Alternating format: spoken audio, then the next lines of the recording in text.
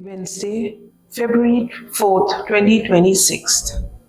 St. John de Brito. Focus. I've become all things to all people, that by all means I might save some. Many years ago, I was designing a house for a Hindu client. During a site inspection, he invited me for lunch, but I politely declined as I was fasting that day. Somehow, this made a deep impression on him. I realized it when recently he called me again for some work and casually asked, "Do you still fast for God?" I realized that if we want to manifest God's kingdom here on earth, we have to, in St. Paul's words, become all things to all people.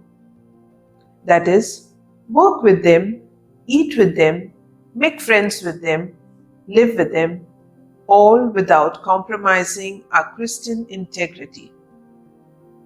It is this preaching by example that can draw people to Jesus. St. John de Brito took this call seriously.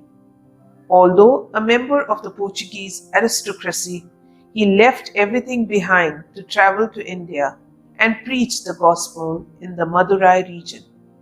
He integrated himself totally with the people, learning the native language, adopting the dress of a Swami, eating vegetarian, walking barefoot, and even changing his name to Arul Anandar. We could follow the example of this great saint and put aside our own priorities in order to further the kingdom of God. Fruit. Today, I will try and perform some meaningful act of service for someone from outside the Christian community.